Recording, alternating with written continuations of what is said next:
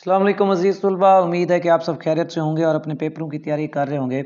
बेटे इस वीडियो में आपका जो उर्दू का टेस्ट है उसकी जितनी भी इम्पॉर्टेंट क्वेश्चंस हैं वो सारे जो हैं मैंने डिस्कस करने हैं। जितने भी अहम सवालात हैं वो सारे इस वीडियो में क्या किए जाएंगे, आपके साथ डिस्कस किए जाएंगे। उन अहम सवालात में से जो है ना चाहे वो मुख्तसर सवालात हों या फिर जो है वो आपके तफसीली सवालात हों, ठीक है। दोनों को जो है यहाँ पे मैं क्या करूँगा, डिस्कस करूँगा। तो आप लोगों ने जो है ना इन सवालात को लिख लेना है, अच्छे तरीके से याद कर लेना है ताकि आपका टेस्ट जो है वो क्या हो जाए, बेहतर हो जाए। ठीक है जी बेटा। तो सबसे पहले जो है ना जो पहला इम्पोर्टेंट सवाल वो ये है कि अरफा करीम को कौन सा एजाज़ दिया गया। ठीक है, अरफा करीम का आप क्या कह सकते हैं, एजाज़। कि अरफा करीम का एजाज़ जो था वो कौन सा था। ठीक है, तो यहाँ पे थोड़ी सी राइटिंग जो है ना वो टच पे सही नहीं हो सकती, तो अगर कोई मसला आ रहा हो तो आप, मैं बोल रहा हूँ साथ में, आपने क्या करना है उसको देख लेना है। ठीक है जी। तो नेक्स्ट जो क्वेश्चन था वो ये था, डॉक्टर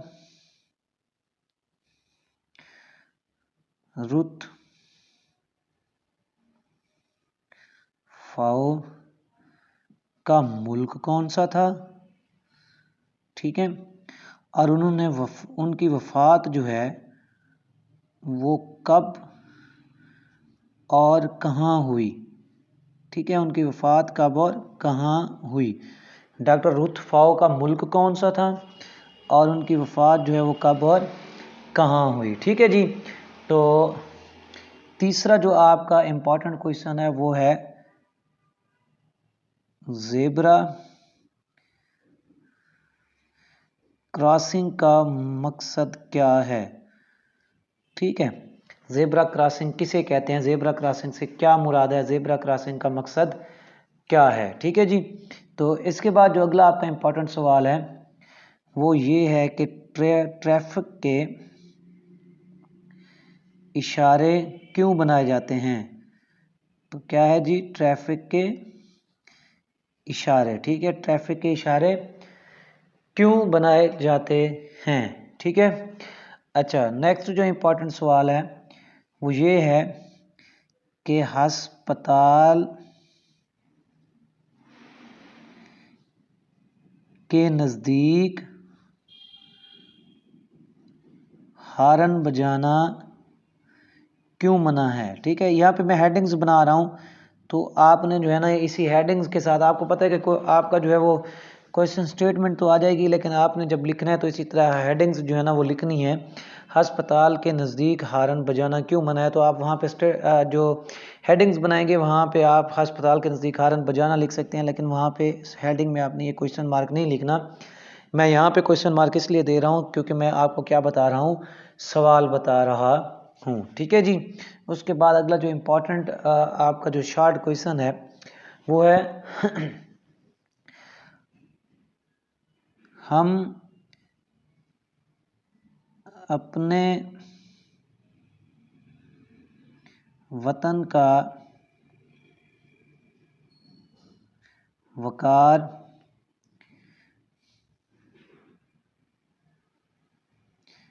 कैसे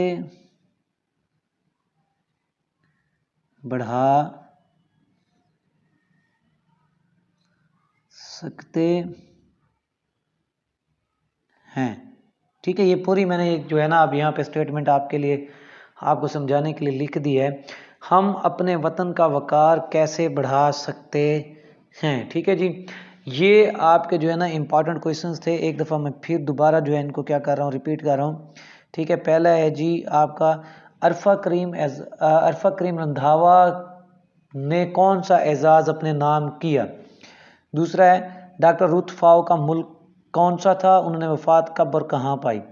तीसरा है जी ज़ेब्रा क्रॉसिंग का क्या मकसद होता है। चौथा है ट्रैफिक के इशारे क्यों बनाए जाते हैं। छठा है अस्पताल के नज़दीक हॉर्न बजाना क्यों मना है, सॉरी पांचवा था। और छठा है हम अपने वतन का वकार कैसे बढ़ा सकते हैं। ठीक है, ये तो थे आपके जो है ना शॉर्ट क्वेश्चंस या मुख्तसर जो है अहम सवालात। अब आते हैं हम आपके जो तफसीली सवालात हैं। कौन से सवालात, तफसीली सवालात की तरफ बढ़ते हैं जो आपके बहुत अहम है और आपके पेपर में आने के इनके चांसेस हैं। ठीक है, तो सबसे पहले जो है ना वो आपने क्या लिखना है, मजमून जो है वो आपका जो अहम है वो है जी जनाबे वाला तालिब इल्म के फ़राइज़, तालिब इल्म के फ़राइज़। ठीक है, ये आपका इम्पोर्टेंट ऐसे है, इसको आपने जो है ना वो क्या कर लेना है, लिख के कोशिश किया करें, प्रैक्टिस किया करें ताकि आपको जो है ना तब लिखने में मसला ना आए। ठीक है, अच्छा उसके बाद है जी दरखास्त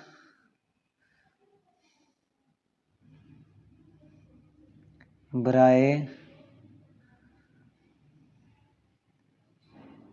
बीमारी, दरखास्त बराए बीमारी। ठीक है, तो इसको भी जो आपने क्या करना है अच्छे तरीके से लिख लेना है। ठीक है, उसके बाद है बेटा अशार की तशरीह। ठीक है,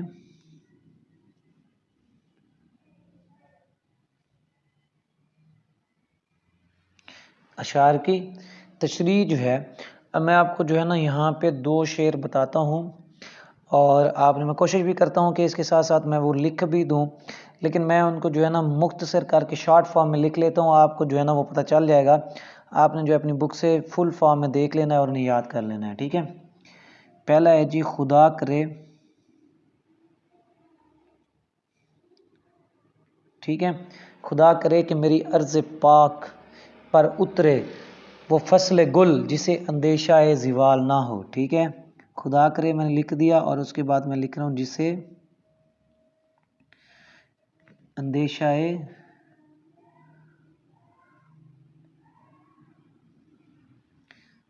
ज़िवाल ना हो। पहला आपका जो है ना वो इम्पोर्टेंट शेर ये है, इसकी आपने क्या करनी है, सियाको सबाक के साथ तशरीह कर देनी है। सियाको सबाक जो है वो ना वो बच्चों ज़रूर लिखा करें। ठीक है, इसके साथ आपने इसको क्या कर देना है, एक्सप्लेन कर देना है, इसकी तशरीह कर देनी है। ठीक है जी, तो नेक्स्ट जो दूसरा इम्पोर्टेंट है वो है जी हर एक